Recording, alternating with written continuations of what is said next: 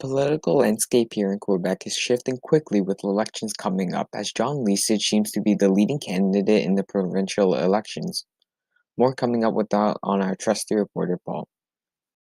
A popular slogan at that time was called Maintenant ou jamais, Maitre chez nous, which translated into English means now or never, masters in your own house.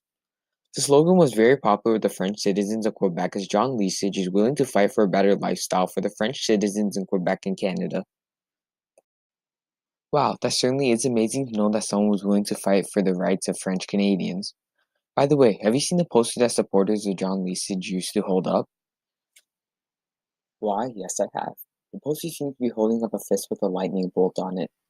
This is because the campaign that John Lesage is trying to push onto Quebec is trying to focus on the nationalization of the electrical companies.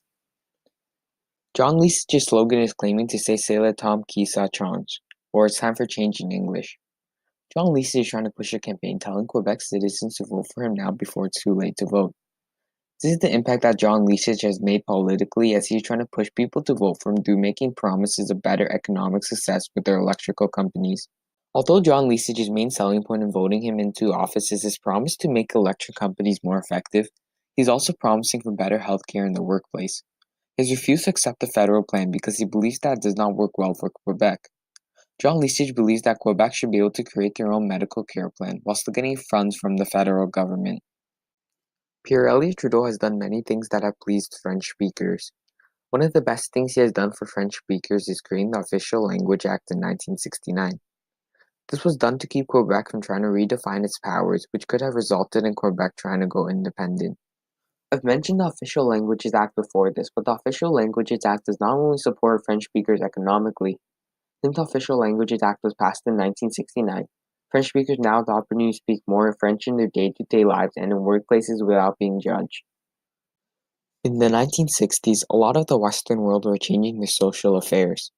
This is no exception towards Quebec, as Quebec was also a country that had many social changes in their lifestyle. Some including the Official Language Act, more rights towards French speakers, and improvements in the workforce were some changes to name a few. This gave Quebec a newfound desire to become independent, and empowerment developed as well as wanting to become independent. Although John Lesage was in the political scene, he definitely was trying to fight for the social rights of French Canadians.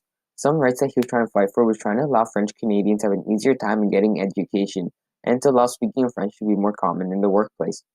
These were the many rights that John Lesage was trying to do for Quebec, which overall left a lasting and good impact on Quebec socially. 1960s impacted Canada's French-English relations socially, politically, and economically. That concludes this broadcast brought to you by CP27. I hope that you were able to be educated more in the 1960s about Canada's French-English relations socially, politically, and economically.